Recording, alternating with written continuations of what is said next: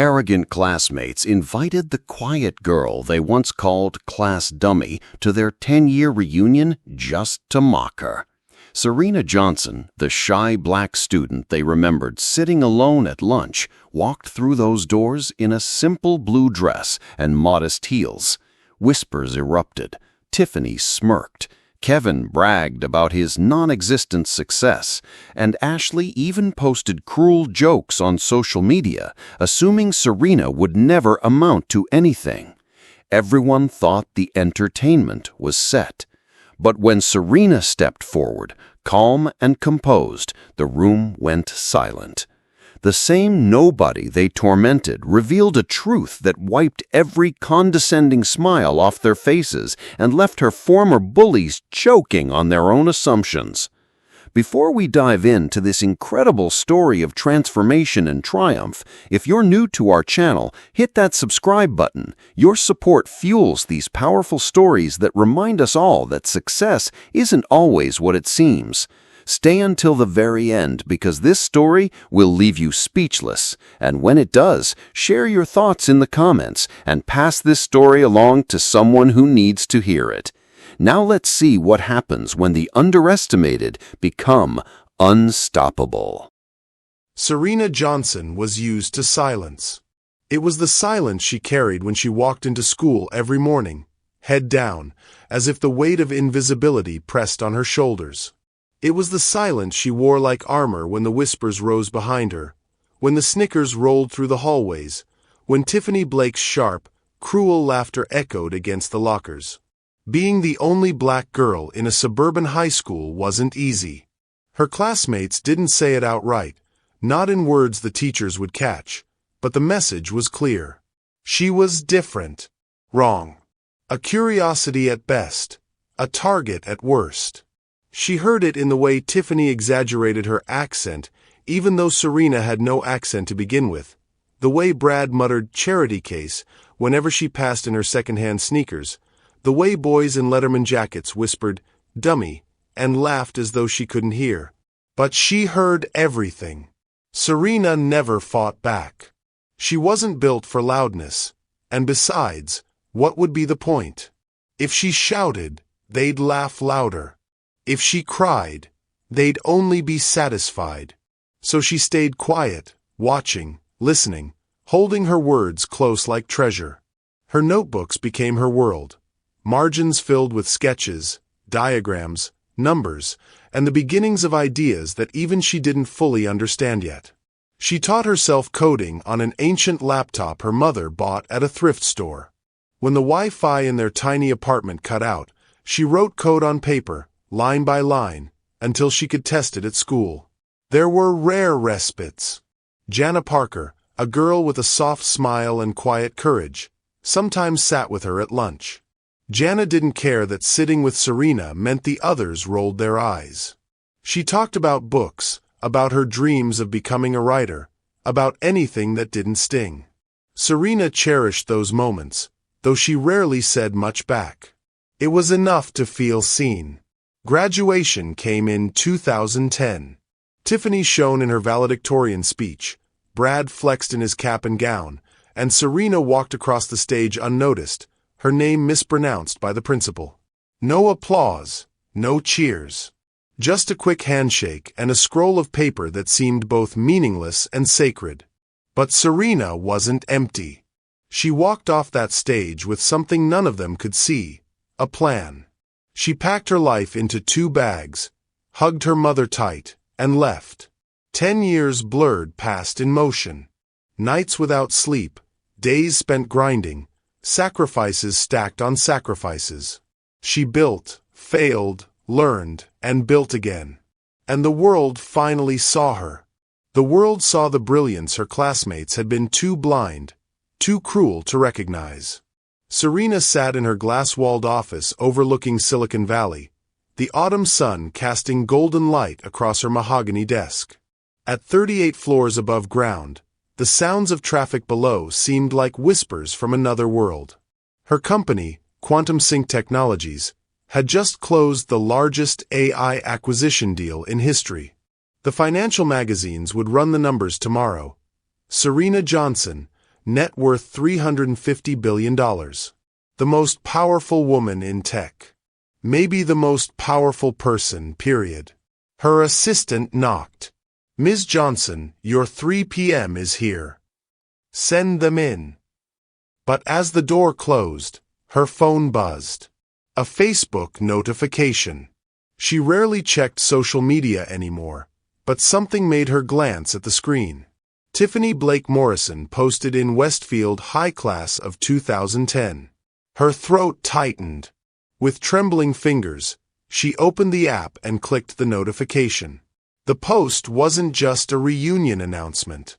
It was Tiffany, now perfectly polished in her profile photo, addressing their entire graduating class. "Hey everyone! 10-year reunion planning is underway. Can't wait to see how everyone turned out. Some of us stayed local, some moved away, and some probably didn't make it very far at all. LOL. Anyway, mark your calendars for December 12th. $150 per ticket. Hope to see most of you there."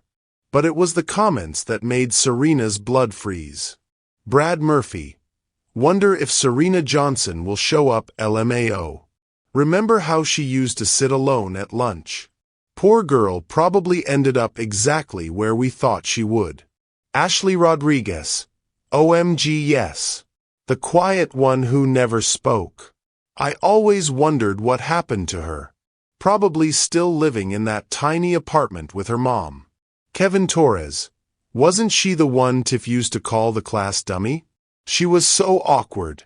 Bet she's working some dead-end job somewhere." Tiffany Blake Morrison. Now, let's be nice. I'm sure she's doing something with her life." Serena stared at the screen, her hands shaking with rage. Here they were, 10 years later, still laughing at her expense. Still treating her like she was nothing. The girl who had just closed a deal worth more than their entire hometown's GDP was watching her former classmates mock her on social media, completely unaware that she could buy their lives 1,000 times over. The phone slipped from her hands, clattering onto the desk. As she reached for the phone, she knocked over a framed photo. It shattered, revealing something hidden behind it. A folded piece of paper she'd forgotten was there. Her mother's last note before she died 3 years ago. "Baby, you survived their worst. Now show them your best. Make them remember your name." Serena picked up the note, her tears transforming into something harder. Something fiercer. She stared at the phone screen, watching as more comments trickled in from her former classmates. Each laugh emoji felt like a slap. Each cruel assumption about her life burned deeper. But she didn't type anything back. Instead, she closed the app and made a decision that would change everything. She wouldn't dignify their mockery with a response. She wouldn't give them the satisfaction of knowing they'd gotten under her skin. She would simply show up and let them discover for themselves exactly who they had been tormenting all those years. The silence in Serena's office stretched for what felt like hours after she closed the Facebook app.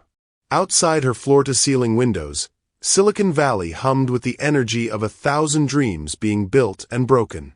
But inside her sanctuary 38 floors above the world, Serena Johnson sat perfectly still, her mother's note trembling in her hands. She read the words again. "Baby, you survived their worst. Now show them your best. Make them remember your name." Her mother had written this 3 years ago, during her final weeks in the hospital. Cancer had stolen her voice, but not her wisdom. She'd pressed this note into Serena's palm the night before she died, whispering, "Keep this for when you need to remember who you are." Serena had forgotten about the note until today. Until the universe decided she needed to see it again. She picked up her phone and scrolled back through the Facebook comments. Each word cut deeper the second time. Poor girl probably ended up exactly where we thought she would. Probably still living in that tiny apartment with her mom. Bet she's working some dead-end job somewhere. A bitter laugh escaped her lips. If only they knew she owned the building where half of them probably worked. If only they knew she donated more money to charity last month than their entire graduating class would make in their lifetimes combined. But they didn't know. And that was about to change. Serena pressed her intercom. "Rebecca, cancel my meetings for the rest of the week." Her assistant's voice crackled back, surprised. "The rest of the week?" "But Ms. Johnson, you have the Google merger discussion tomorrow and the Senate hearing on Thursday. Reschedule everything. I have something more important to attend to." For the first time in her career, Serena Johnson was putting the past before the future. She spent the next hour making calls. First to her stylist in Beverly Hills. "I need something special, Marcus. Something that says power but doesn't scream money. Can you be here by 6? For you, darling. I'll be there by 5. Next, she called her driver. "Cancel my usual routes this week. We're taking a trip." Then came the hardest call. She dialed a number she hadn't used in 2 years. "Thompson Security Services. This is Derek." "Derek, it's Serena Johnson. I need a background check on about 50 people. High school classmates. I'll send you the list." "Ms. Johnson." Derek's voice shifted to professional alertness. He'd handled her security for years, knew she never asked for personal favors. "Is there a threat we should know about?" "No threat. Just curiosity. I want to know where they all ended up. Jobs, marriages, financial situations, everything." "How deep do you want me to go?" Serena stared out at the city lights beginning to twinkle as evening approached. "Deep enough to know exactly who I'm dealing with." As Derek began running the background checks, the first report that came back stunned Serena. Jana Parker, the only classmate who had been kind to her, wasn't just struggling as an unknown writer like Serena expected. Jana had become a best-selling novelist under a pen name, with over 30 million books sold worldwide. But more shocking was why she'd hidden her success. She'd been secretly funding a scholarship program for underprivileged black students at their old high school for the past 5 years. Serena stared at Jana's file, remembering the quiet girl who used to sit with her at lunch. All these years, she'd assumed Jana had faded into obscurity while she'd risen to power. But Jana had been fighting the same fight from a different battlefield. Her phone rang. Marcus, her stylist, was downstairs. 20 minutes later, her penthouse became a war room. Marcus spread fabric samples across her dining table while his assistant set up a portable mirror. "Tell me the vibe you're going for, darling. I want them to know I won." Marcus raised an eyebrow. "Revenge chic. I like it. But subtle revenge, yes? We're not trying to look like we're compensating." "Exactly." As Marcus worked, measuring and pinning, Serena's mind wandered to the reunion. December 12th. Less than 2 months away. She could already picture Tiffany's face when she walked through those doors. The shock. The disbelief. The slow, dawning realization that they'd spent 10 years mocking someone who could end their careers with a single phone call. But as satisfying as that image was, something else tugged at her thoughts. Jana's file sat on her coffee table, a reminder that not everyone from her past was an enemy. Maybe the reunion would bring more than just closure with her tormentors. The next morning brought devastating news. Derek's full report revealed something that shattered Serena's assumptions about the past. Brad Murphy, her cruelest tormentor, hadn't become the successful jock everyone expected. He'd been paralyzed in a car accident during his sophomore year of college, ending his football dreams. He now worked part-time as a youth counselor, specifically helping kids who were being bullied. The Facebook comments mocking her weren't coming from a place of success and superiority. They were coming from someone still trying to feel powerful about something, anything from his past. The revelation hit Serena like a physical blow. She'd spent 10 years building an empire partly fueled by the desire to prove Brad wrong, only to discover that life had already humbled him in ways she never could. But Derek's report had saved the most shocking revelation for last. There was one classmate who'd been conspicuously absent from the Facebook group Mockery. Connor Walsh, a quiet boy who'd sat 2 seats behind her in calculus, had become a teacher at their old high school. But according to Derek's sources, Connor had been asking about Serena for years. He'd even tried to find her on social media multiple times, not to mock her, but because he'd apparently told colleagues that he'd witnessed her brilliance firsthand and always wondered what happened to the smartest person in their graduating class. The file included a recent interview Connor had given to the school newspaper about his teaching philosophy. "I learned something important from a classmate in high school. Sometimes the quietest students are the ones with the most to say. I make sure none of my students suffer in silence the way some of my classmates did." Serena's hands shook as she read those words. Connor had been thinking about her, not with mockery or pity, but with respect, with regret. She closed the file and made another decision. This reunion wasn't just about facing her bullies anymore. It was about discovering who she'd really been sharing those hallways with all those years ago. Her phone buzzed with a text from Marcus. "Darling, the dress is perfection. You're going to stop every heart in that room." Serena smiled, but it wasn't the cold smile of revenge she'd worn earlier. It was something warmer, something that felt suspiciously like hope. She opened her laptop and, for the first time in days, checked her emails. Buried in her inbox was something that made her pause. A message from the Westfield High School administration, sent to all notable alumni. "As we prepare for various class reunions this year, we'd love to feature successful graduates in our newsletter. If you'd like to share your post-graduation journey with current students, please contact our alumni coordinator." Serena stared at the message, then at Derek's files scattered across her table. Stories of struggle, success, failure, and redemption from classmates she'd barely known. Maybe it was time they all shared their real stories. Serena sat in the back of her black Tesla Model S, parked 3 blocks away from the Riverside Country Club.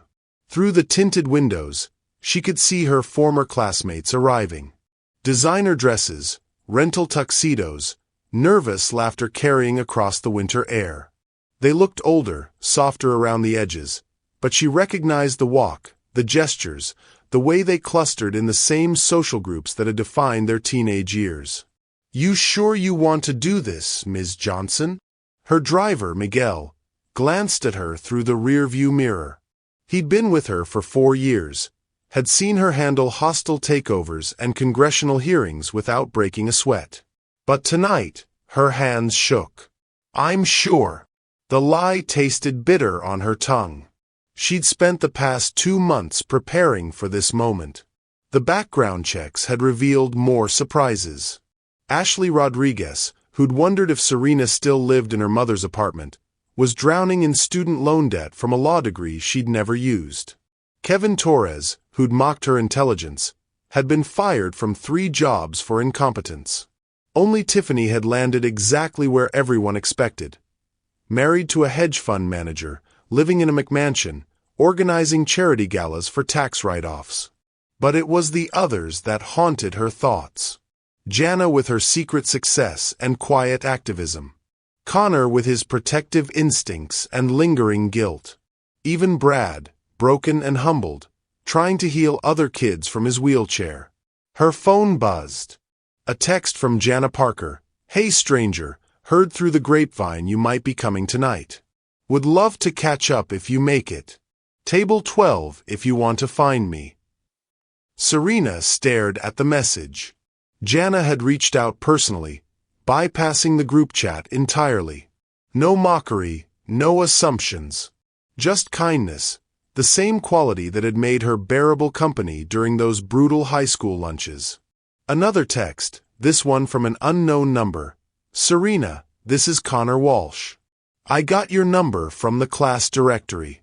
I know we didn't talk much in school, But I always regretted that. I hope you're doing well. Looking forward to seeing you tonight if you decide to come." Her throat tightened. He'd been thinking about her. Wondering. Regretting. "Miguel, let's go." The Tesla glided through the country club gates. Valets in crisp white shirts rushed to open doors for BMWs and Audis, cars that cost more than most people's annual salaries. But when Serena's Tesla pulled up, followed by a second black car carrying her security detail, the valets paused. The car was understated, elegant.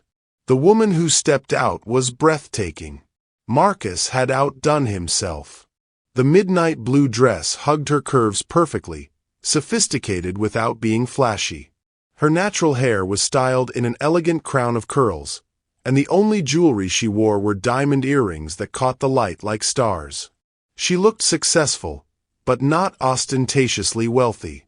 She looked like someone who belonged in boardrooms and penthouses, but her classmates wouldn't immediately realize just how many she owned.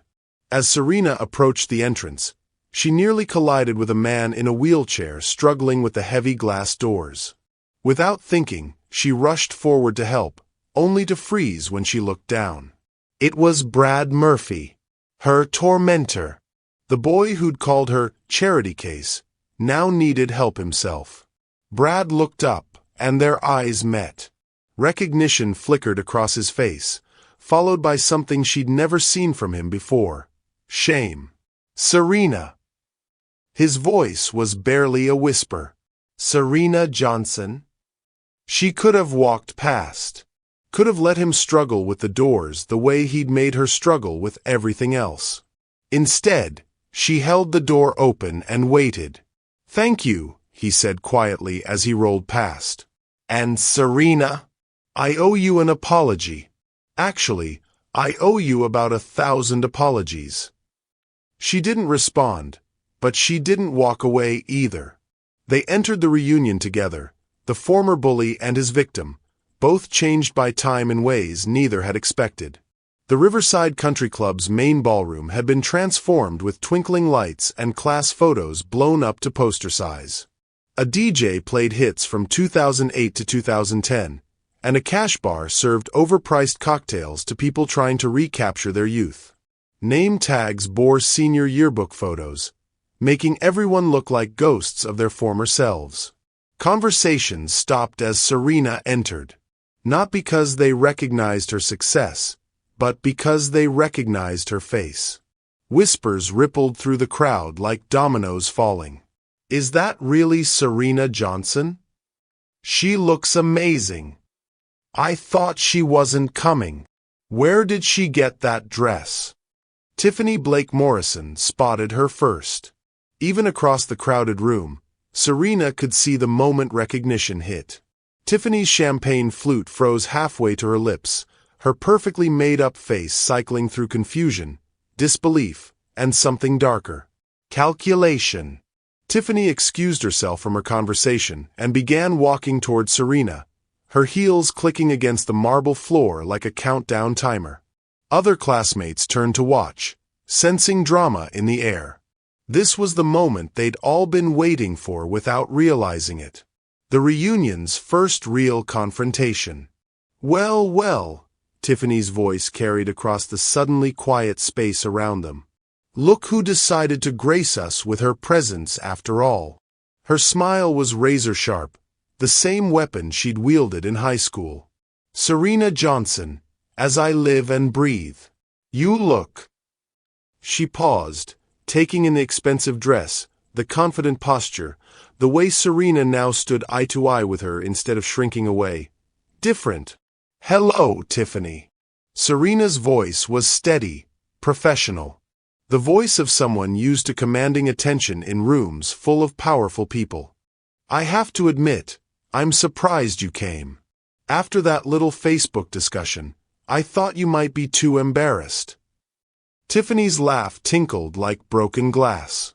"Though I suppose everyone deserves a chance to show how far they've come. So tell us, Serena, what have you been up to these past 10 years? Still living in that little apartment?" Did you ever figure out what you wanted to be when you grew up? The crowd had formed a loose circle around them now, phones discreetly raised to capture whatever drama was about to unfold. Serena could feel their hungry attention, the same energy that had fed their cruelty in high school. Before Serena could respond, Connor Walsh appeared beside her. He'd grown taller, broader, his boyish face now angular and mature. But his eyes held the same quiet intelligence she remembered from calculus class. "Actually," Connor said, his voice cutting through Tiffany's smugness, "I can answer that question."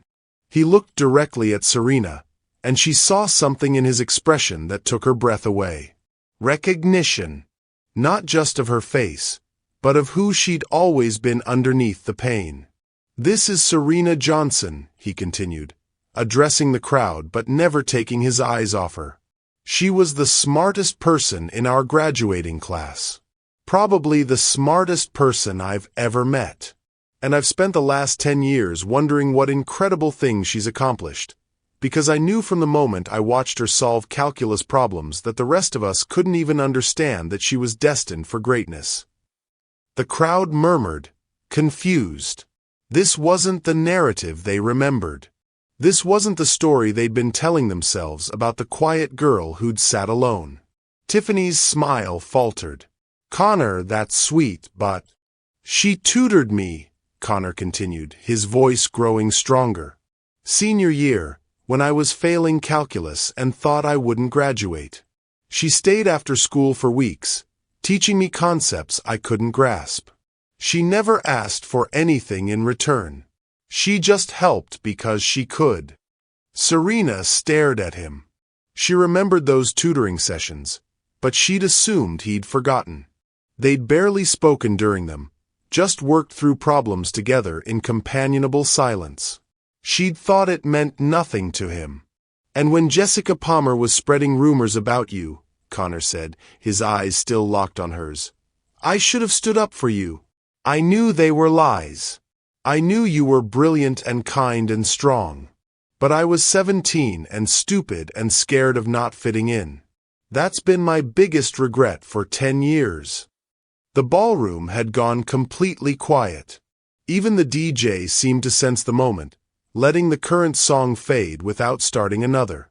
Serena felt something crack open in her chest. Not breaking, but opening. Like a door she'd kept locked for a decade, finally getting some light. "Connor," she said softly, and her voice carried in the silence, "I remember those tutoring sessions. You were one of the few people who ever listened to me. Really listened." Tiffany looked between them, her control of the narrative slipping away. "This is all very touching," she said, forcing another laugh. "But let's be honest about—" "Actually," Serena interrupted, her voice still quiet but now carrying absolute authority, "let's be honest about everything." She turned to face the crowd, all her former classmates watching with rapt attention. The moment she'd been preparing for had arrived. But looking at Connor's encouraging smile, at Jana waving from across the room, even at Brad watching hopefully from his wheelchair, she realized this wasn't about revenge anymore. This was about truth. The silence in the Riverside Country Club ballroom stretched like a held breath. Serena stood at the center of a circle of her former classmates, their faces reflecting curiosity, skepticism, and in Tiffany's case, barely concealed irritation. Connor remained beside her, his presence steady and reassuring. "The truth is," Serena began, her voice carrying the quiet authority she'd developed in boardrooms across the world, "high school was the hardest period of my life. Not because of the academics, which came easily, but because of the loneliness. The daily reminder that I was different, unwanted, invisible." She looked around the circle, meeting eyes that had once refused to see her. "But it was also the most important period of my life, because it taught me something crucial about resilience." Ashley Rodriguez shifted uncomfortably. "Serena, we were all just kids. You can't hold grudges forever." "I'm not here to hold grudges," Serena replied calmly. "I'm here to share what I learned." Kevin Torres laughed nervously. Come on, we all struggled after graduation. It's not like any of us became millionaires or anything. The irony of his words hung in the air. Several classmates chuckled, not understanding why Serena's expression had shifted to something almost amused. You're right, Kevin. Most people don't become millionaires. She paused, choosing her words carefully. I didn't either. Tiffany's smile returned, sharp and triumphant. See, we've all had to adjust our expectations. Life isn't a fairy tale. You're absolutely right, Tiffany. Life isn't a fairy tale. Serena's voice remained steady. It's much more interesting than that. From across the room, Jana Parker had been watching the confrontation with growing concern. She approached the circle, her best-selling novelist's instinct for drama telling her this moment was building to something significant. Maybe we should all just enjoy the evening, Jana suggested diplomatically. We're here to reconnect, not relitigate high school. Actually, Connor said, his teacher's voice cutting through the murmurs, I think Serena has something important to say. She always did, if anyone had bothered to listen. Serena looked at Connor with genuine gratitude. In all her preparation for this moment, she hadn't expected an ally. She hadn't expected someone to stand beside her not because they knew her success, but because they remembered her worth when she couldn't see it herself. Thank you, Connor. You're right. I do have something to say. She reached into her small evening bag and pulled out her phone. Over the past 2 months, I've been thinking about all of you, wondering how everyone turned out, curious about the paths we all took after graduation. She opened an app on her phone, the simple interface belying its significance. I discovered that Ashley is struggling with law school debt from a degree she's not using. Kevin has been searching for steady employment for 3 years. Brad has become a youth counselor, working with bullied children. Her voice softened as she looked at Brad in his wheelchair. Which is beautiful work, by the way. Brad's eyes filled with tears. How did you know all that? Because I care about what happened to everyone, even the people who hurt me. She scrolled through her phone. I also learned that Jana here has sold 30 million books under a pen name and has been secretly funding scholarships for underprivileged students at our old high school. Jana's face flushed. Serena, how did you?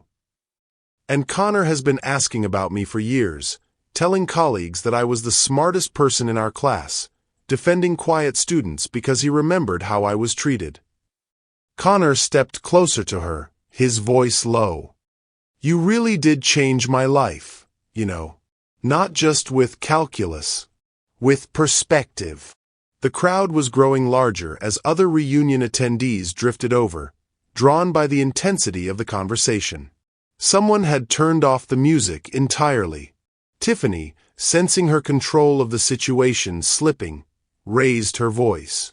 This is all very touching, Serena, but what's your point? We all have struggles. We all have stories.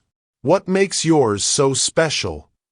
Serena looked at Tiffany for a long moment, seeing not the cruel teenager who had tormented her, but a woman desperately trying to maintain her social position even at a high school reunion. There was something almost pitiful about it. My point, Tiffany, is that our assumptions about each other were wrong. All of us made judgments based on limited information, on surface appearances, on the roles we played in high school. She held up her phone again. For instance, everyone assumed I would fail because I was quiet, because I was different, because I didn't fit the mold of what success was supposed to look like at Westfield High. And did you prove us wrong? Tiffany's voice dripped with sarcasm. Are you going to tell us you're some kind of CEO now? That you're rich and famous and we should all be sorry? No, Tiffany. I'm not going to tell you I'm a CEO. Serena's thumb moved across her phone screen. I'm going to show you. She turned the phone around, displaying a news article from that morning. The headline read, Quantum Sync Technologies announces largest AI acquisition in history.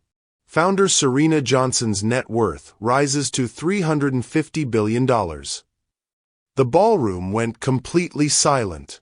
Not the expectant silence of before, but the stunned silence of a group of people whose understanding of reality had just been fundamentally altered. Ashley was the first to speak, her voice barely a whisper. "That's you. You're Serena Johnson of Quantum Sync." "I am." Kevin's face had gone completely white. "The Serena Johnson? The one who's been on the cover of Forbes 12 times. 13, actually. This month's issue came out last week." Tiffany stared at the phone screen as if it might be a hallucination. "That's impossible. You were nobody. You were nothing. You were just the class dummy?" Serena finished gently. "Yes, I remember the term well. You used it often." The crowd was pressing closer now, phones appearing as people desperately tried to Google Serena Johnson Quantum Sync to verify what they were hearing. The search results were overwhelming. Magazine covers, congressional testimony footage, interviews with world leaders. The quiet girl from their high school had become one of the most powerful people on the planet. Connor was staring at her with something approaching awe. "My God, Serena. I knew you were brilliant, but this is what happens when you survive the worst and use it to fuel your best," she said, echoing her mother's words. But as she watched her classmates' reactions, she felt none of the satisfaction she'd expected. Ashley looked devastated, finally understanding who she'd been mocking on Facebook. Kevin appeared to be having trouble breathing. Even some of the kinder classmates seemed overwhelmed by the magnitude of the revelation. The only person who looked genuinely happy was Brad. From his wheelchair, he was applauding slowly. "Good for you, Serena. Really. Good for you." Tiffany, however, had recovered from her shock and was shifting into damage control mode. "Well, this is certainly a surprise," she said, forcing a bright smile. "How wonderful that one of our classmates has done so well. We should be proud to know you." The falseness in her voice was obvious to everyone, but what bothered Serena wasn't Tiffany's hypocrisy. It was the sudden shift in everyone's energy. People who had ignored her moments before were now pushing forward, trying to get closer, to associate themselves with her success. The same instinct that had made them cruel was now making them obsequious. "The thing is," Serena continued, her voice cutting through the whispers and phone notifications, "success isn't measured by net worth alone. Jana's books have touched millions of lives. Connor shapes young minds every day. Brad helps healing happen. Each of you has value that has nothing to do with money." She slipped her phone back into her bag. "I didn't come here tonight to humiliate anyone or to show off my wealth. I came because I wanted to understand something." "What?" Connor asked softly. "I wanted to understand why the opinions of people who never really knew me mattered so much that I spent 10 years proving them wrong." She looked around the circle of faces, some filled with regret, others with calculation, a few with genuine warmth. "And I think I finally understand." Jana stepped forward. "What do you understand?" "That they didn't matter then, and they don't matter now. The only opinions that matter are from people who see your worth when you're at your lowest, not just when you're at your highest." Her eyes found Connor's. "People who defend you when you can't defend yourself. People who remember your kindness when everyone else remembers your silence. People who believe in your intelligence when the world calls you stupid." Connor's face flushed, but he didn't look away. "So thank you, Connor, for reminding me tonight that I was never actually invisible. I was just surrounded by people who chose not to see me." She smiled, and it transformed her entire face. "But some people saw me clearly, even when I couldn't see myself." The crowd began to shift and murmur as the full impact of the revelation settled in. Serena Johnson, the girl they'd dismissed, the woman some had mocked just months ago on social media, was standing in their high school reunion as one of the most powerful people in the world. But more importantly to her, she was standing there no longer needing their approval to know her worth. The revelation rippled through the Riverside Country Club like a stone thrown into still water.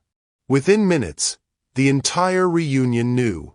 Serena Johnson, the quiet girl they barely remembered, was now worth more than most small countries' GDP.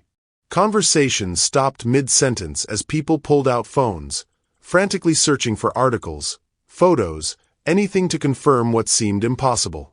Is that really her on the cover of Time magazine? Look, here's a video of her testifying before Congress. She owns half of Silicon Valley. My cousin works for one of her companies.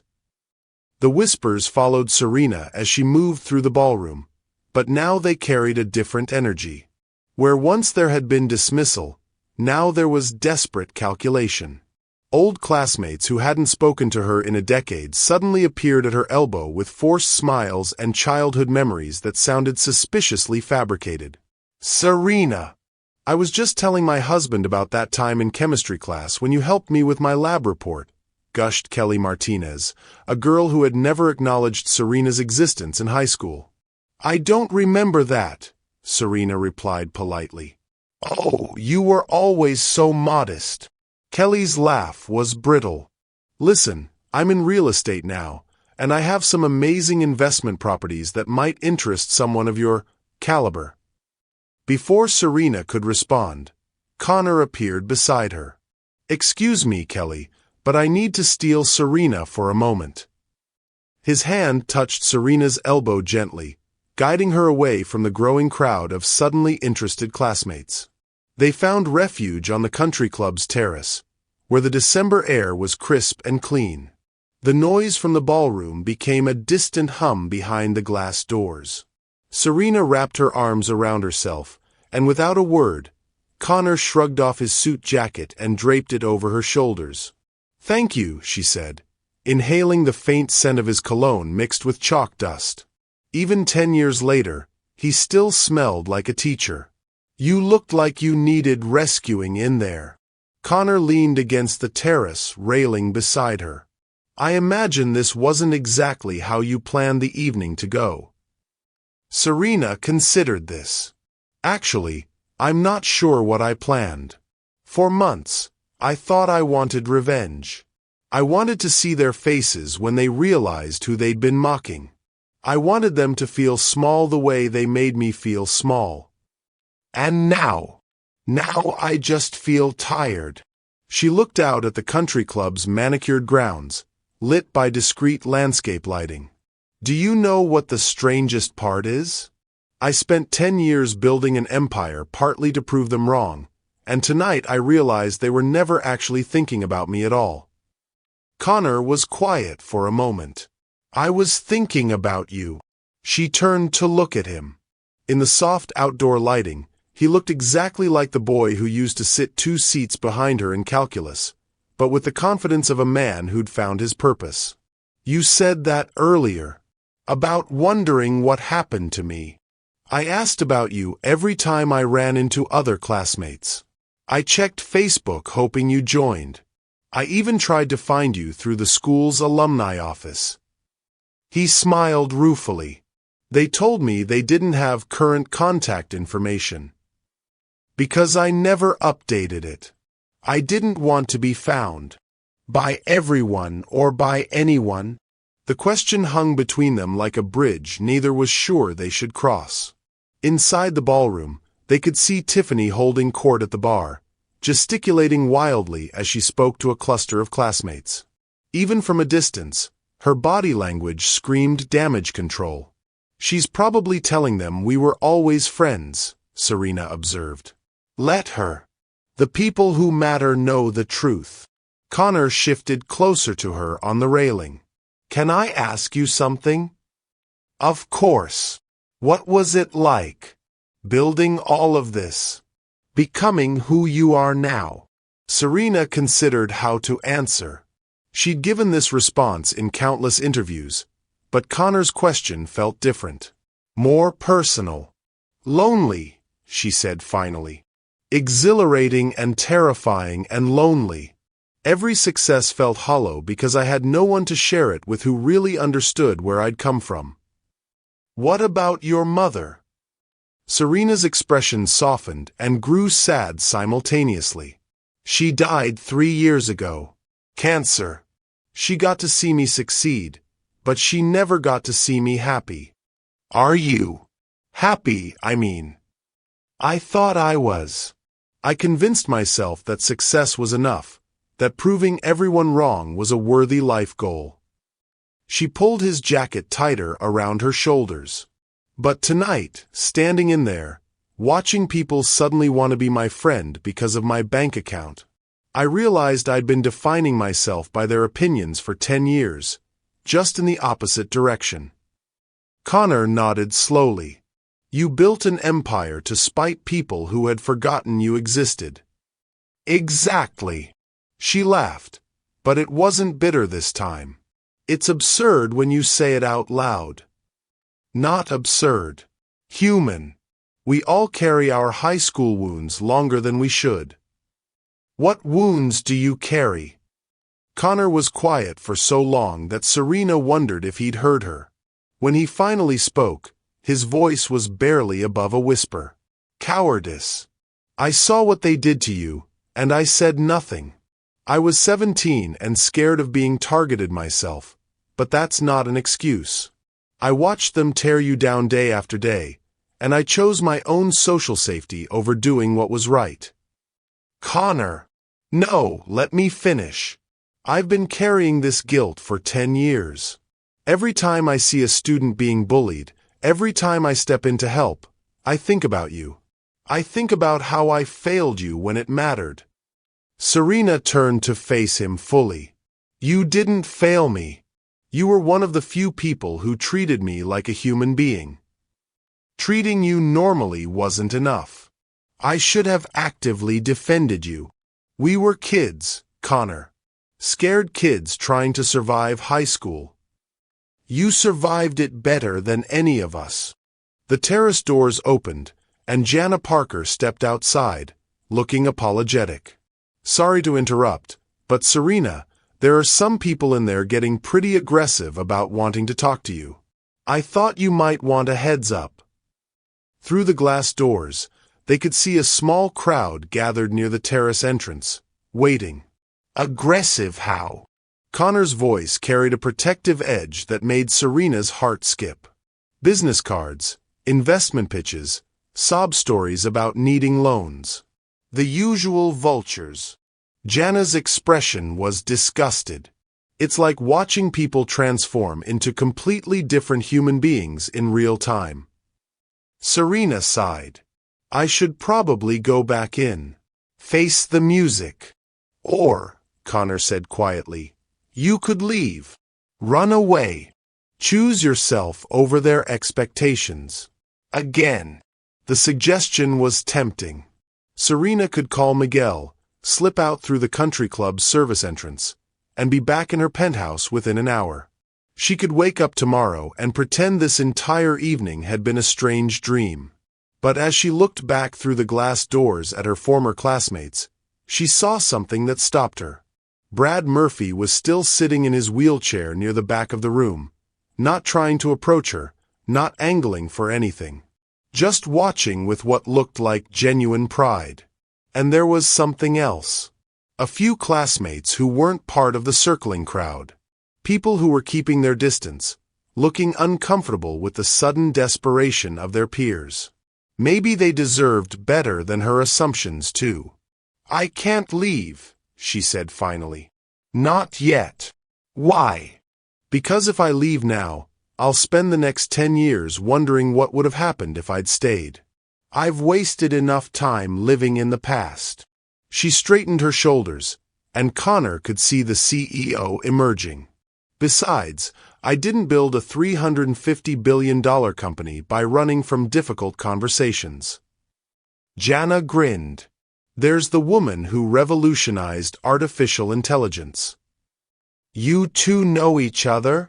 Connor looked between them, confused. "We had lunch last month," Jana explained. "When I found out Serena Johnson was my old high school classmate, I reached out through her publicist. Took 3 months to get a meeting." Serena looked surprised. "You never told me you remembered me from high school." "Because I was ashamed. I sat with you sometimes at lunch, but I never defended you either. I was too worried about my own social standing." Jana's voice was quiet. "I wrote my first novel about a girl who gets bullied at school. It was dedicated to S.J., who deserved better friends." The three of them stood in comfortable silence for a moment, each lost in their own memories and regrets. Finally, Serena took off Connor's jacket and handed it back to him. "Ready to face the wolves?" "Together?" Connor asked. "Together." As they walked back toward the terrace doors, Jana fell into step beside them. "You know, I think this might be the first high school reunion in history where the real story is just beginning." The ballroom had transformed in their absence. What had been a typical reunion atmosphere of nostalgia and small talk had become something closer to a corporate networking event. Classmates clutched business cards and wore the desperate smiles of people trying to capitalize on an unexpected opportunity. The DJ had given up trying to maintain any semblance of party atmosphere and was simply playing background music while conversations dominated the space. Serena, Connor, and Jana entered together, and the shift in energy was immediate. The crowd near the terrace doors parted like they were royalty, but the hungry looks in their eyes made Serena's skin crawl. "Serena!" Ashley Rodriguez materialized beside them, her earlier discomfort replaced by calculated enthusiasm. "I was just telling everyone about that time you helped me with my chemistry homework. You were always so generous with your time." "That never happened," Serena said calmly. Ashley's smile faltered for just a moment before snapping back into place. "Oh, you're being modest again. Listen, I'm working in pharmaceutical sales now, and I have some incredible opportunities that—" "Ashley," Connor interrupted, his teacher voice carrying authority that made her stop mid-pitch. "Give her some space." "I'm sorry, who are you two?" Ashley began, then recognition dawned. "Oh, Connor Walsh. Still just a teacher, I see." The dismissal in her voice was automatic, the same social hierarchy reflexes that had governed their high school years. But Connor didn't flinch. "Still just a teacher," he agreed. "Still just someone who believes in treating people with respect regardless of their net worth." Serena felt a warmth spread through her chest at his words. Here was someone who wasn't trying to change for her, who wasn't suddenly discovering her value now that her bank account was public knowledge. "Excuse us," Jana said firmly, linking arms with Serena and steering her away from Ashley. Connor followed, creating a protective triangle around Serena as they moved through the crowd. They found refuge at a high-top table in the corner of the ballroom, far enough from the main crowd to have a conversation without constant interruption. The table was near the memory wall, lined with blown-up photos from their high school years. Serena found herself staring at a picture from the senior class picnic. She was visible in the background, sitting alone under a tree with a book while everyone else played volleyball. "I remember that day," Connor said, following her gaze. "You were reading something thick. Philosophy, I think." "Nietzsche," Serena confirmed. "Beyond good and evil. I thought it made me sound intellectual." "Did you understand it?" "Not really. But it was better company than most people." Jana laughed softly. "I used to watch you reading and wonder what you were thinking about. You looked so absorbed, so content in your own world." "I was building escape plans," Serena admitted. "Every book was research for a life somewhere else." Connor signaled the bartender, who hurried over with obvious deference now that he knew who Serena was. "What can I get for you folks?" "3 glasses of your best wine," Connor said, then caught Serena's questioning look. Unless you don't drink? I drink. Just not usually at high school reunions with people I haven't seen in a decade. Well, this isn't exactly a typical reunion anymore, Jana pointed out. While they waited for their drinks, Serena noticed Brad Murphy wheeling his chair toward their table. The crowd parted for him, but unlike with her, it was out of sympathy rather than opportunism. Mind if I join you? Brad asked when he reached them. His voice was different from the confident jock she remembered. Quieter. Humbler. Serena studied his face, looking for traces of the boy who had made her life miserable. She found them, but they were overlaid with something else. Pain, maybe. Experience. Of course, she said, surprising herself. Brad positioned his wheelchair at their table and accepted a beer from Connor without being asked. For a moment, they all sat in awkward silence. I owe you more than an apology, Brad said finally, looking directly at Serena. I owe you an explanation. You don't owe me anything. I do. Because what I did to you wasn't about you at all. It was about me trying to feel powerful when everything else in my life felt out of control. He took a sip of his beer, gathering courage. My dad was drinking heavily back then. Lost his job when I was a sophomore. My parents fought constantly. I was terrified we'd lose the house. Serena felt Connor tense beside her, but she kept her expression neutral. I'm not making excuses, Brad continued. But when I came to school and saw someone I could pick on, someone who wouldn't fight back, it made me feel strong. Like I had control over something. His voice cracked. It was cowardly and cruel, and I've regretted it every day since. What changed? Jana asked gently. Brad gestured to his legs. Car accident. Junior year of college. Drunk driver hit me head-on. I was in the hospital for 6 months, and I had a lot of time to think about the kind of person I'd been. He looked back at Serena.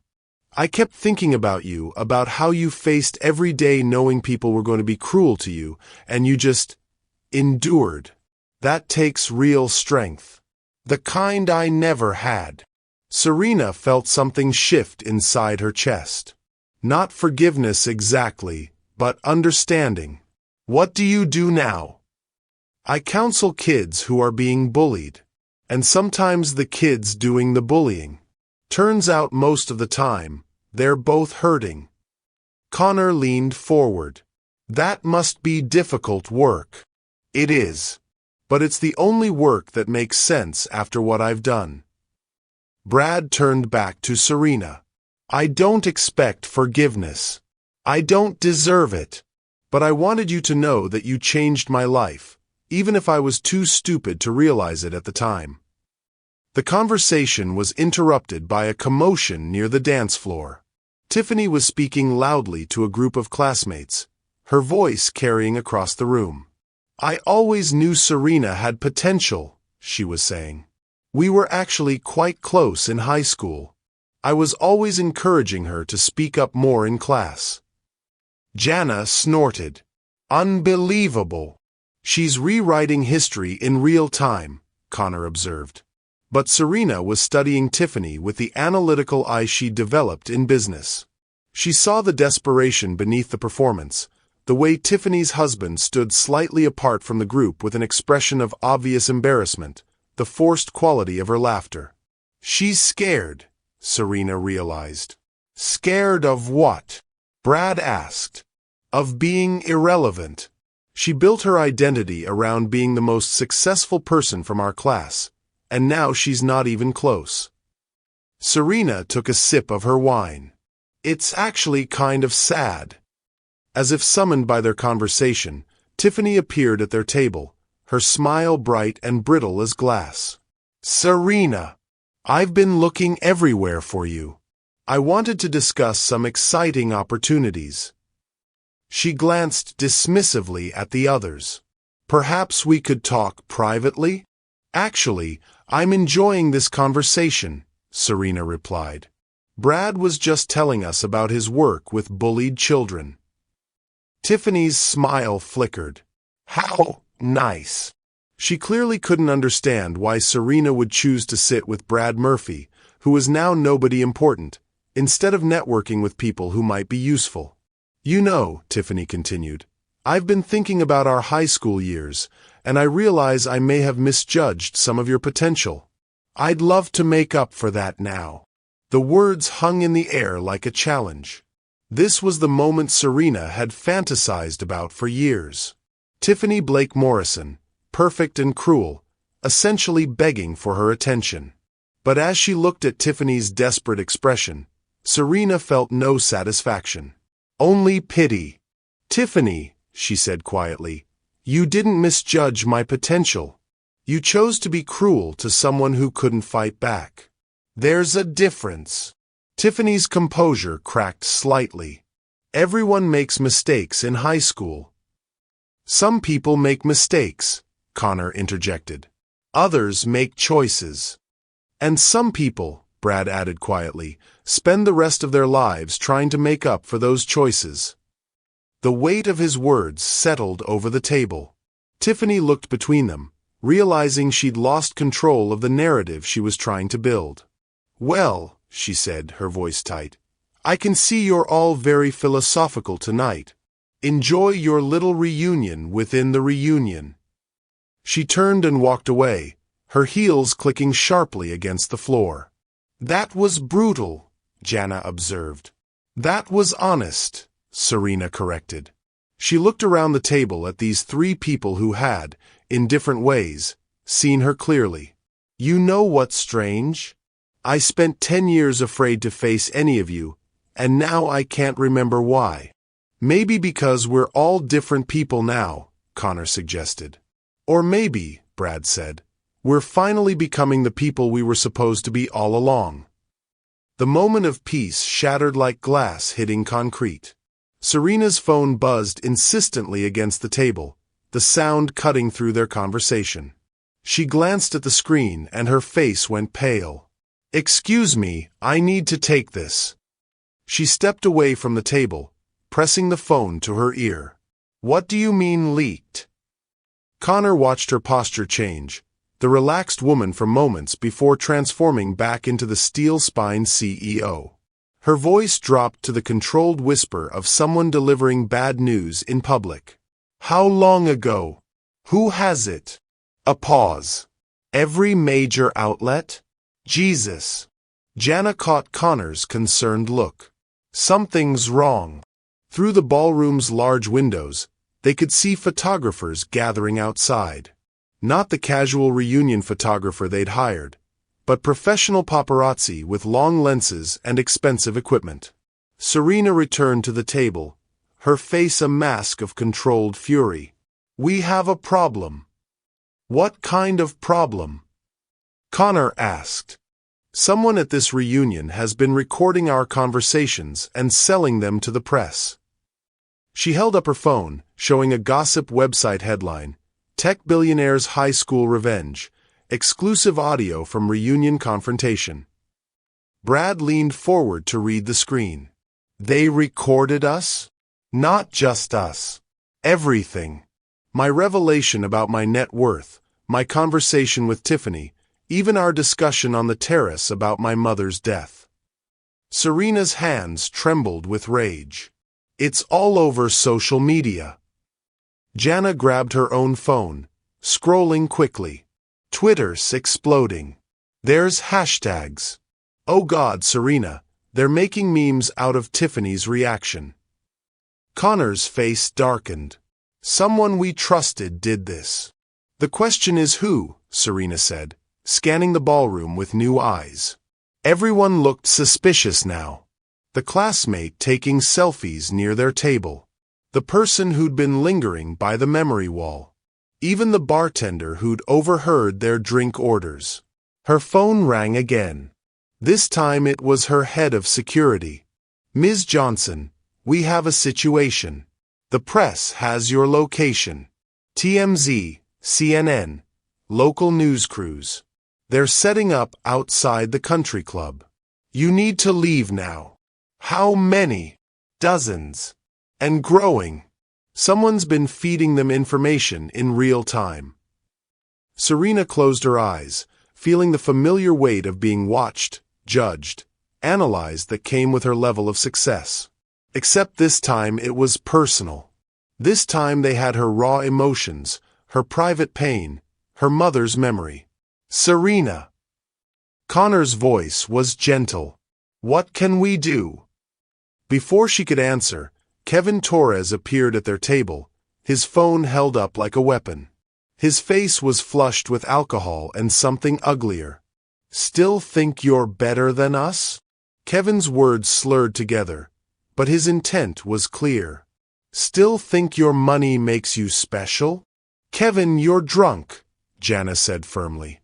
Go home. No, I'm tired of pretending.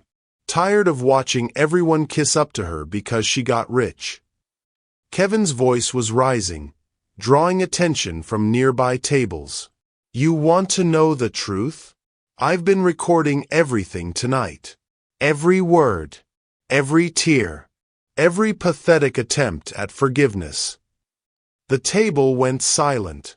Connor stood up slowly, his teacher instincts recognizing a dangerous situation. You. Serena's voice was barely a whisper. Me. And I'm not sorry. Kevin swayed slightly, emboldened by liquid courage. You waltz in here acting like some wounded victim, like you're better than us because you survived high school. Well, guess what? We all survived high school. We all had problems. The difference is we didn't turn into cold, calculating bitches who buy companies just to prove a point. Kevin, that's enough, Brad said sharply. Oh, look who's defending her now. The cripple thinks he can be her knight in shining armor. Kevin's cruelty was indiscriminate now, lashing out at everyone. You really think she cares about your sob story? You think she gives a damn about your wheelchair guilt? Brad's face went ashen, but Connor moved before anyone else could react. He stepped between Kevin and their table, his voice carrying the authority of someone who'd broken up countless teenage fights. You're done. Security is already on their way, and you're going to leave. Now. Security. Kevin laughed nastily. You mean her security? Her bodyguards? Yeah, I know all about them. Been watching them all night. Bet they cost more than I make in a year. That's when Serena understood the full scope of Kevin's betrayal. He hadn't just recorded their conversations. He'd been watching, analyzing, cataloging every detail of her life for hours. How long have you been planning this? She asked. Since the Facebook group. Since I saw you were coming and realized we were about to get a front row seat to the Serena Johnson show. His smile was vicious. You think you're the only one who can do research? You think you're the only one who can plan? The pieces fell into place with sickening clarity. Kevin's unemployment that she'd discovered in her background check. His mounting desperation. His need for money that a gossip exclusive could provide. You sold my pain, she said quietly. I sold the truth. That you're still the same pathetic girl you always were, just with better clothes and a bigger bank account. Connor moved closer to Kevin, his voice dropping to a dangerous whisper. Walk away. Right now. Before I forget I'm supposed to be a role model. But Kevin was past reason. Or what? You'll fight me? The noble teacher defending his billionaire girlfriend? That'll make great footage too. He held up his phone again, still recording, waiting for Connor to lose control and give him more content to sell. Instead, Serena stood up. You're right, Kevin. Her voice was steady now, the initial shock replaced by something harder. I am still the same girl I was in high school. Still careful. Still observant. Still thinking 3 steps ahead. She pulled out her own phone and showed him the screen. A recording app had been running. I started recording the moment you admitted to selling our private conversations to the press. California is a two-party consent state for recording, but given that you've been illegally recording all of us tonight, I think we're past worrying about consent laws." Kevin's face went white. "You can't do that." "I can and I am. You see, Kevin, you made one crucial mistake. You assumed I was here as a victim seeking revenge. But I'm not a victim anymore. I'm a woman who owns 3 law firms and has senators on speed dial." She gestured toward the ballroom entrance, where 2 serious-looking men in dark suits had appeared. "You're about to be arrested for invasion of privacy, illegal recording, and selling stolen private conversations. But here's the thing. If you delete everything you recorded tonight and issue a public apology to everyone you've hurt with this stunt, I might be willing to settle this quietly." Kevin looked between Serena's calm face and the approaching security, his bravado crumbling. "You wouldn't. Try me." The security team reached their table just as Kevin's phone slipped from his shaking hands, clattering to the floor. The recording app was still running, capturing his fear in high definition.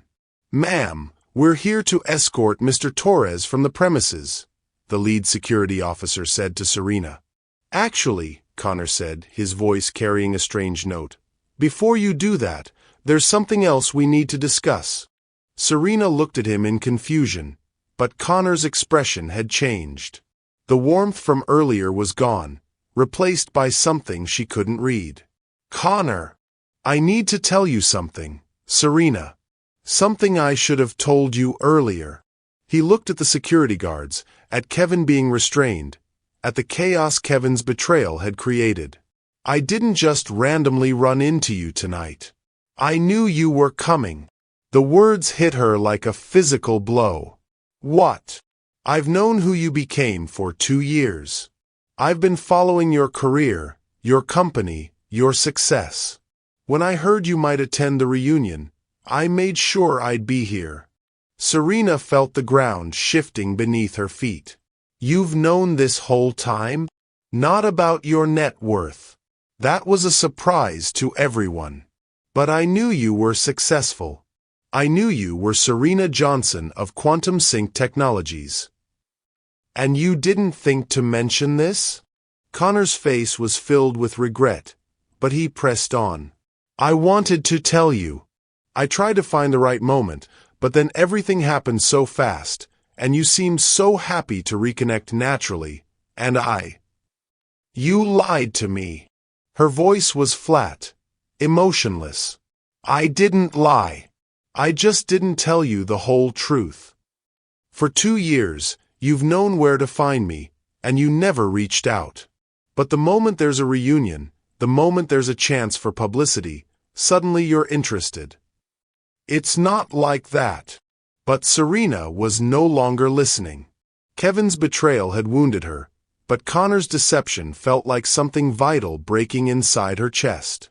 The one person she'd begun to trust, the one person who'd seemed to care about her before knowing her worth, had been playing a role all along. She looked around the table at Jana, at Brad, wondering who else had hidden agendas. Wondering if any of this had been real. "I need to leave," she said quietly. "Serena, please, let me explain." But she was already walking away, her security detail flanking her, leaving behind the wreckage of the evening and the breaking point that had shattered everything she'd begun to believe in. The Tesla moved through the December night like a ghost, its silence amplifying every thought racing through Serena's mind. Miguel had stopped trying to make conversation after her third monosyllabic response. In the rearview mirror, the Riverside Country Club faded into distant lights, but the weight of the evening pressed against her chest like a stone. Her phone buzzed incessantly. Text messages, missed calls, email notifications flooding in faster than she could process them. The story was spreading like wildfire across social media platforms. She turned the phone face down and stared out at the highway. "Ma'am, where to?"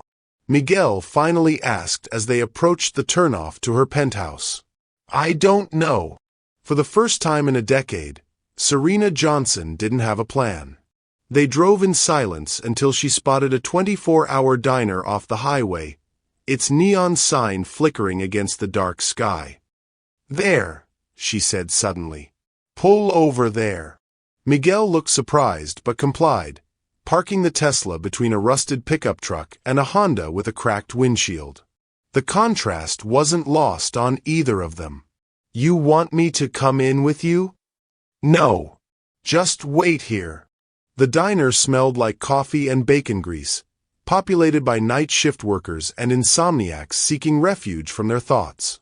Serena chose a corner booth where she could see the door and ordered black coffee from a waitress who looked too tired to recognize her from any magazine covers. She sat there for an hour, watching the coffee grow cold while her phone vibrated against the table. Finally, she picked it up and began reading. The headlines were brutal. Billionaire's high school revenge plot exposed, from class dummy to tech mogul. The secret recording, Serena Johnson's billion-dollar breakdown. But it wasn't the headlines that cut deepest. It was the comments. Thousands of them, dissecting every word she'd spoken, every emotion she'd shown. Her pain had become entertainment. Her mother's memory was being used for clickbait. The vulnerable moments she'd shared with Connor on the terrace were being analyzed by strangers who would never understand their weight. A new text message appeared on her screen. "Jana, Serena, I'm so sorry about Kevin and Connor. Please don't let their actions poison what happened tonight. Some of it was real. Then Brad, you showed me what strength looks like. That hasn't changed because of what others did. And finally, Connor, I know I have no right to ask, but please let me explain. It's not what you think." Serena stared at Connor's message for a long time. Part of her wanted to call him, to hear his explanation, to find out if any part of their connection had been genuine. But a larger part of her, the part that had survived 17 years of feeling worthless, whispered that she already knew the truth. People saw her success first and her humanity second. Even the people who claimed to care. Her phone rang. Rebecca, her assistant, calling from the office despite the late hour. "Ms. Johnson, I'm so sorry to bother you, but the situation is escalating. We've had media requests from every major network. Your board is concerned about the PR implications. Legal wants to discuss options for the recorded conversations." "Handle it," Serena said automatically. "Ma'am, they need specifics. Do you want to issue a statement? Pursue charges against the person who recorded you? Schedule interviews to control the narrative." Serena looked around the diner at the tired faces of people living quiet lives without cameras or commentary. A truck driver hunched over coffee and a crossword puzzle. A nurse still in scrubs grabbing dinner after a long shift. Normal people dealing with normal problems. "Cancel my meetings for next week." All of them. Even the Google merger. All of them. "Ms. Johnson, are you all right?" The question hung in the air. Was she all right? She was worth $350 billion. Owned companies across 3 continents, had senators on speed dial, and could buy most small countries. But sitting in a highway diner at midnight, she felt as lost as she had at 17. "I'll call you tomorrow." After hanging up, she sat in the fluorescent-lit silence and forced herself to confront the question that had been haunting her all evening. What did she want? Not what did she want to prove, or who did she want to impress, or how did she want to be seen? What did she actually want? The answer surprised her with its simplicity. She wanted to matter to someone who saw her clearly. Not her net worth, not her success story, not her inspiring rise from bullied teenager to tech mogul. Just her. Serena. The woman who still felt 17 sometimes. The woman who missed her mother every day. The woman who had spent 10 years building walls so high she'd forgotten how to let anyone climb them. Her phone buzzed with another message from Connor. "I know I destroyed your trust, but I need you to know why I never reached out before tonight. I was afraid you'd think I wanted something from you. Your success. Your connections. Your money. I've watched you from a distance for 2 years, proud of everything you accomplished, but terrified that if I contacted you, you'd assume I had ulterior motives. Tonight was supposed to be different because it was neutral territory. Old classmates reuniting. I thought maybe we could start fresh, and I could tell you later that I'd known about your success all along. I was wrong. I was a coward then, and I was a coward tonight. Serena read the message 3 times. There was something in his words that rang true, something that aligned with the Connor she remembered from calculus class. The boy who solved problems quietly, methodically, without seeking attention or credit. Her coffee had gone completely cold. She ordered another cup and opened her laptop, connecting to the diner's Wi-Fi. The internet was ablaze with the story of her reunion. Videos, photos, analysis pieces about her body language during the confrontation with Tiffany. But buried in the noise, she found something unexpected. A blog post from Brad Murphy, published just 2 hours ago. Tonight I attended my high school reunion and had the privilege of apologizing to someone I wronged deeply as a teenager. Serena Johnson handled my confession with grace I didn't deserve. She listened when she could have walked away. She accepted my explanation without requiring my humiliation. The woman the media is portraying as vengeful and calculating showed me more compassion in 10 minutes than I showed her in 4 years of high school. Someone violated her privacy tonight by recording personal conversations and selling them for profit. That person doesn't represent our class or our community. Serena Johnson is a remarkable woman who has earned every bit of her success, and she deserves better than having her private pain turned into public entertainment. The post had already been shared hundreds of times. Comments poured in, not from gossip seekers, but from people sharing their own stories of overcoming bullying, of surviving high school trauma, of finding strength in the aftermath of cruelty. Serena felt something shift inside her chest. Not the breaking feeling from earlier, but something else. Recognition, maybe, that her story, even twisted and exploited, was resonating with people who understood what it meant to be seen as less than you were. Another message appeared on her screen. This one from Jana. I just published a Twitter thread about what really happened tonight. The parts Kevin's recordings didn't capture. The kindness you showed Brad. The way you refused to humiliate Tiffany even when you had every reason to. The way you built connections instead of burning bridges. People need to know who you really are. Serena clicked the link Jana had included. The thread was already viral, with thousands of retweets and replies. Jana had written about the reunion from a novelist's perspective, painting Serena not as a vengeful billionaire, but as a woman who had transformed pain into purpose, who had chosen growth over bitterness. The waitress refilled her coffee again, studying Serena's face with the knowing look of someone who'd seen plenty of people working through difficult decisions in the small hours of the night. Rough evening, she asked. You could say that. Well, honey, whatever it is, the sun's still gonna come up tomorrow. Question is whether you're gonna meet it the same person you were yesterday or somebody different. The simple wisdom hit Serena like a revelation. She had a choice to make. She could retreat back into the safety of her penthouse, surrounded by lawyers and PR specialists and carefully controlled narratives. She could let Kevin's betrayal and Connor's deception confirm her worst fears about human nature. She could build higher walls and trust fewer people and live the rest of her life proving points to people whose opinions didn't matter. Or she could choose something else entirely. She pulled out her phone and began typing a message to Connor. I'll listen to your explanation. But not here, not like this.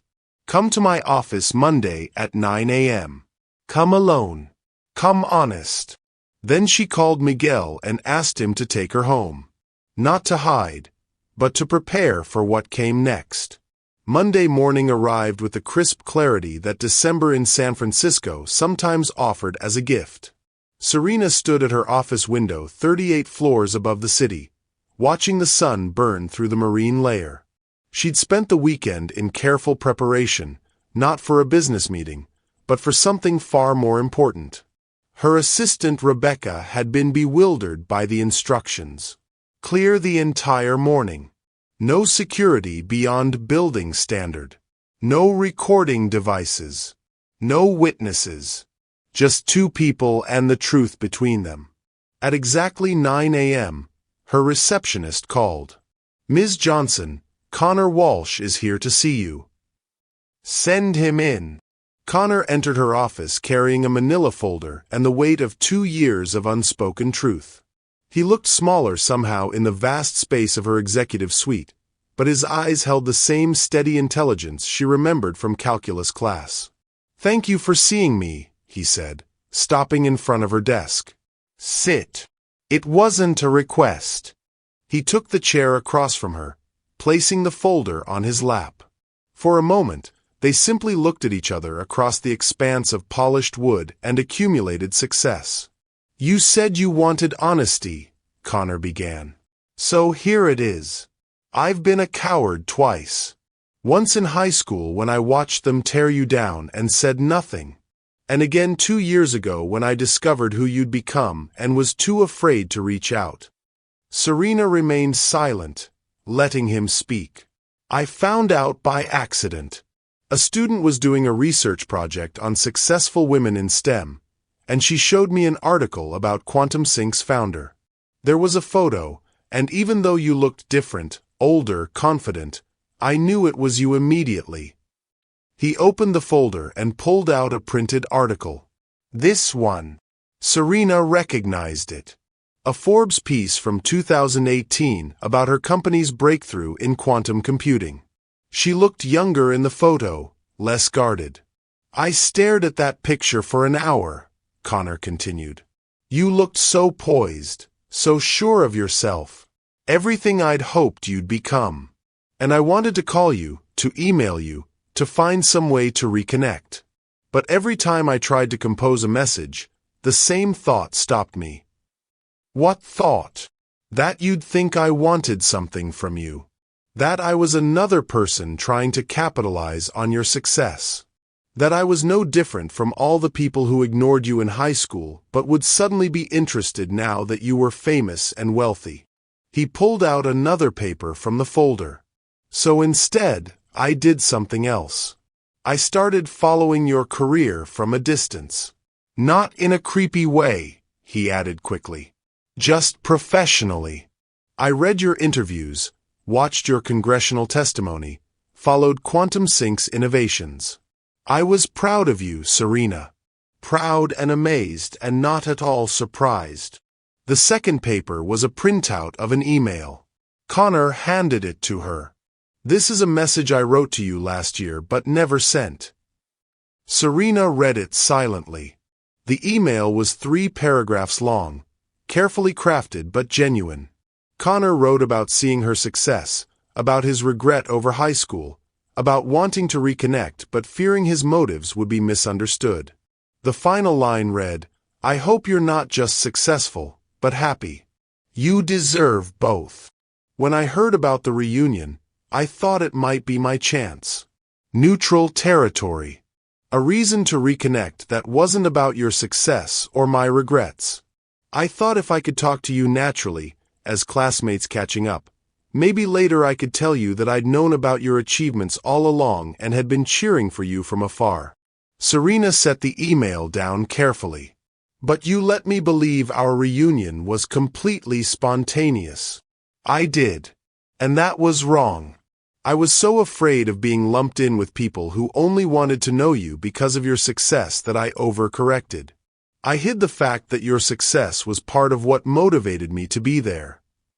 "Part of what motivated you?" Connor leaned forward, his voice growing more intense. "The other part was that I never stopped thinking about the girl who tutored me in calculus. Not Serena Johnson, the CEO. Serena, The 17-year-old who was brilliant and kind and stronger than any of us realized. I've compared every woman I've dated to her for 10 years. Something shifted in Serena's chest, but she kept her expression neutral. That's a lot of pressure to put on a memory. It is. And it's not fair to you or to anyone else. But it's the truth. He pulled out one final paper from the folder. This is also true. The last document was a resignation letter addressed to Westfield High School, dated the previous Friday. You quit your job? I submitted my resignation the morning after the reunion. Not because of what happened to you, but because of what I realized about myself. I've been hiding behind noble intentions while being fundamentally dishonest about my motivations. That's not the kind of teacher I want to be. Serena stared at the resignation letter. Connor, you love teaching. I do. And I'll teach again, somewhere else, when I figure out how to be the person I should have been all along. He met her eyes directly. I'm not asking for forgiveness. I'm not asking for a second chance.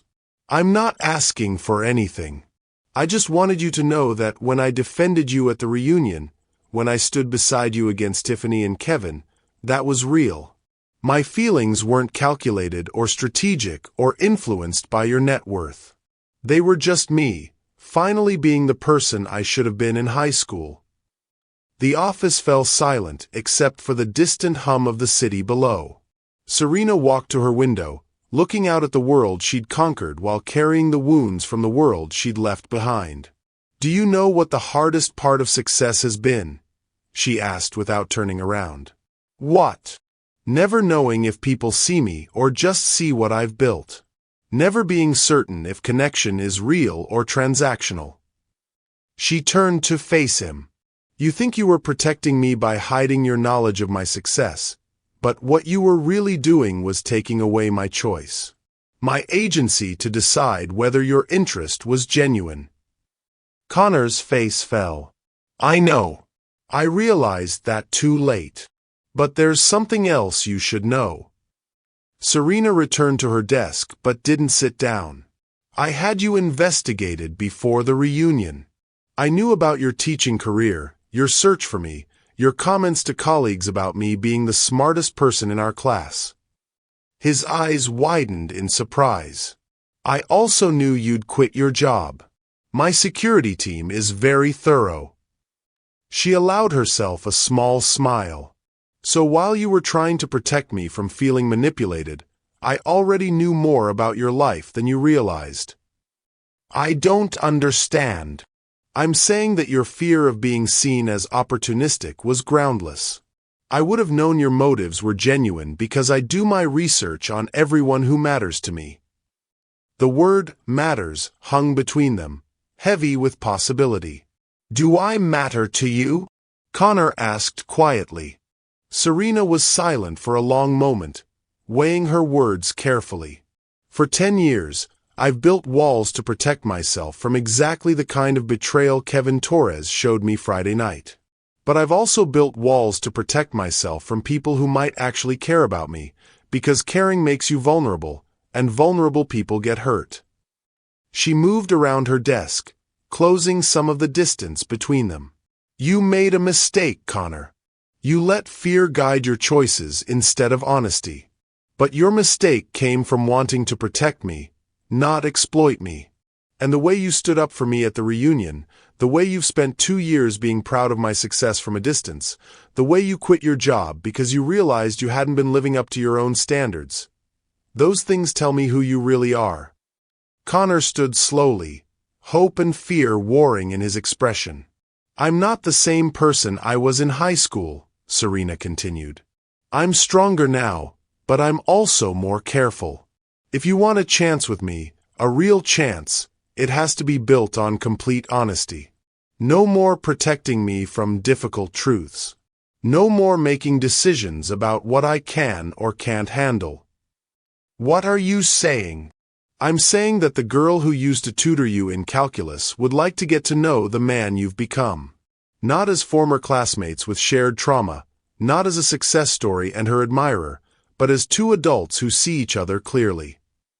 Connor's smile was tentative but genuine. "I'd like that too." "Good. Because I have a proposition for you."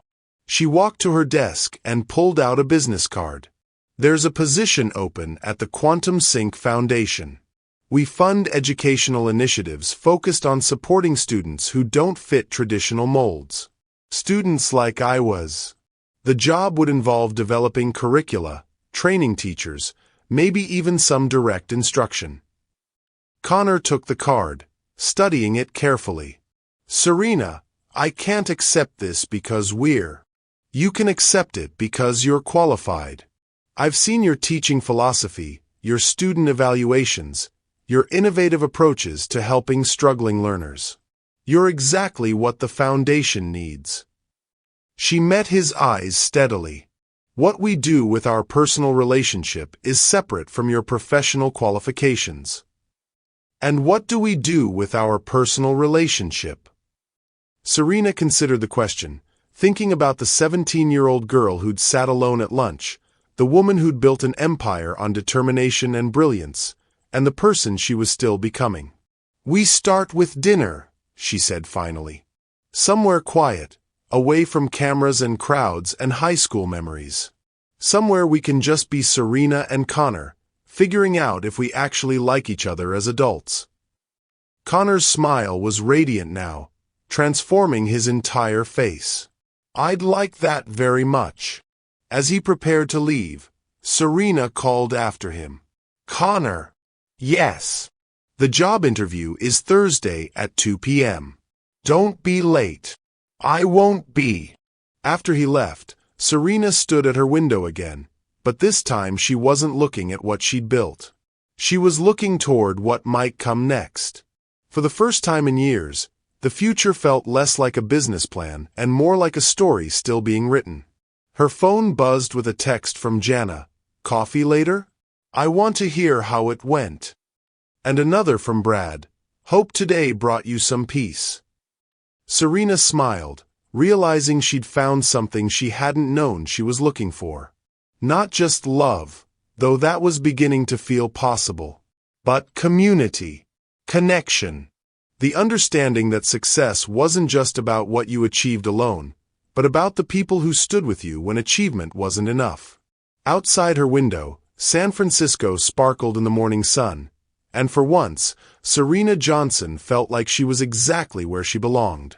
The Quantum Sync Foundation's inaugural gala was everything Serena had envisioned and nothing like she'd expected. The San Francisco Museum of Modern Art buzzed with conversations about education reform, technological innovation, and second chances. But what surprised her most was how natural it felt to have Connor beside her, not as her date trying to navigate her world, but as her partner who had built something meaningful alongside her. "The Martinez Scholarship recipient wants to meet you," Connor said, approaching with a 17-year-old girl whose nervous energy reminded Serena achingly of herself at that age. "Ms. Johnson," the girl said, her voice steady despite obvious nerves, "I wanted to thank you. Not just for the scholarship, but for showing me that being different isn't the same as being wrong." Serena smiled, remembering her mother's words about education being the way out. "What are you planning to study?" "Quantum physics. Mr. Walsh says I have an intuitive understanding of probability theory that most graduate students don't develop." After the girl left to rejoin her family, Connor touched Serena's arm gently. "3 more scholarship recipients want to meet you, but I told them they'd have to wait. There's someone else here who's been asking for you." Serena followed his gaze across the crowded room to where Brad Murphy sat in his wheelchair, dressed in a sharp navy suit, deep in conversation with Jana Parker. Both looked up as she approached, their faces lighting up with genuine warmth. "Look at you," Jana said, gesturing around the elegant space filled with educators, students, and philanthropists. 6 months ago, you were hiding from high school memories, and now you're changing the entire landscape of educational support." "We're changing it," Serena corrected, gesturing to Connor. "I just write the checks." Brad laughed. Right. And I just counsel a few kids. He looked around the gala with obvious pride. Serena, do you know that applications to become Quantum Sync Foundation mentors increased by 400% after that interview you did on 60 Minutes? The interview. Serena had initially resisted her publicist's suggestion to address the reunion scandal directly, but Connor had convinced her that her story could help others. The segment had focused not on the drama, but on her journey from isolation to connection, from proving points to building bridges. Speaking of media attention, Jana said with a mischievous grin, have you seen Tiffany's LinkedIn lately? Serena shook her head. After the reunion, she'd made a conscious decision to stop tracking her former classmates' reactions to her success.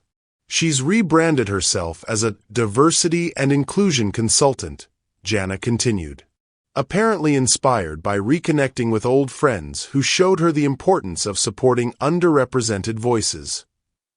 Connor raised an eyebrow. She's monetizing your story? She's learning from it, Brad said quietly. I've been in touch with her. The whole reunion thing was a wake-up call.